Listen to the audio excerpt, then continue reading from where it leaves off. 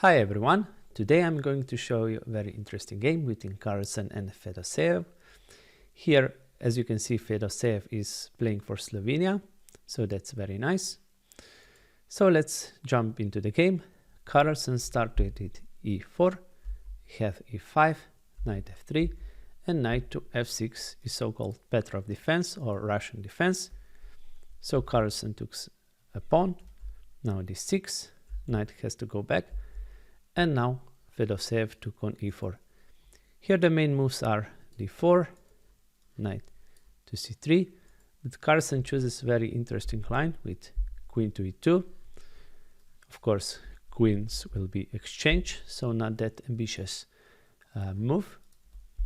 d3, knight goes back, knight c3, and here black takes, bishop takes, and bishop to e7.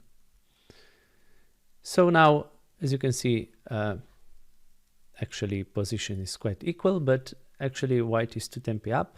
This knight is already on c3, and also it's white's move now. So knight jumps to b5. The idea behind this move is to play c4 and knight can go back. Also here pressuring the c7 pawn, so winning a rook. So black has to react. Bishop d8 was played, and not this knight a6, bishop f4, bishop d7, a4, and knight to d5 was played in Kamsky-Martinez. But idea behind bishop to d8 is that knight then can go to c6. So knight c4, as mentioned, very good move, controlling d5. We had castle, bishop goes to e3, now knight to c6, and here Carlsen plays h3. So the idea is to prevent black from jumping on g4. Rook to e8, centralizing rooks, and here Carlsen goes for castling long. a6, knight jumps back, and here we have b5, very good move. And what to do in this position? Let's say if we take a pawn, now black takes, and after we take back, then a2 pawn is lost, and actually in this position black is better. So better move is just to play rook to e1. Now black develops a bishop on b7, d4, and here actually what to do, to take here on c4 or to play b4. In the game b4 was played, and actually this is a better move, but let's consider this move. If we take, bishop takes, knight e7, now d5 is very good move, so destroying here black on c6 and also e6, knight f5, and bishop to f4. So white has space advantage and is a little bit better. So before was good move by Vladimir. Now we have knight to a4, and here knight to e7 was played. And of course idea is to go here, and also bishop controls this c6 square. So d5 was played, and now in this position Vladimir plays bishop to c8. Idea of course is to go here and attack a knight, but actually in this position better would be just to play c6, trying to open c file. And here if white takes, now we capture back, b3. Here we can take the knight and knight to e4, so c3 is weak square, but let's go back.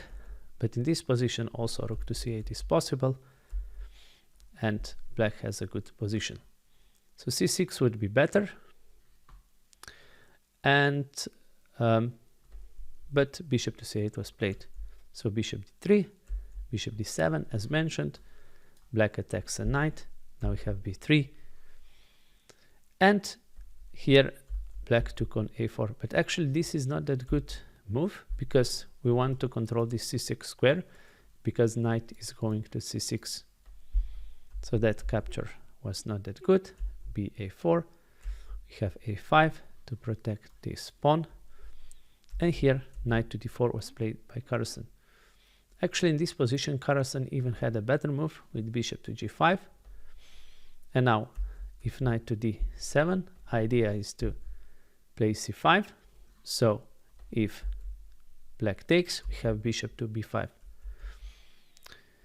And yes, and if in this position after bishop to g5, if knight goes here, now we have take, knight takes, bishop d8, rook takes, bishop g6 here, and knight enters on d4, and knight will appear here on c6, and white would be winning, or he will have a better position.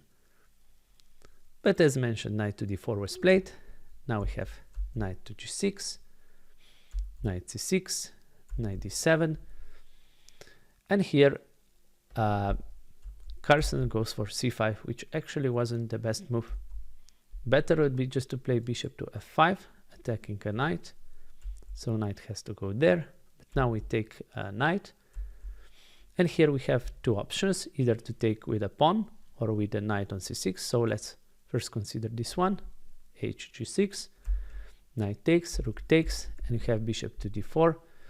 And after takes, white's bishop is very much better. This bishop is bad. Also a3 is following and opening a position, so white would be winning here. So let's go a little bit back. So what happens if we take here? Now white has very good move with bishop to d3, just going back. Knight is under attack. Knight e5 and king to c2. And let's imagine black takes, but now king enters, and this position is better for white. So c5, what was Carlsen's idea? Yes, of course, to play bishop to b5. That's the main idea, to open this light square bishop. And here Fedoseev think for quite a while, and he had really nice move in this position. The best move is to take bishop here.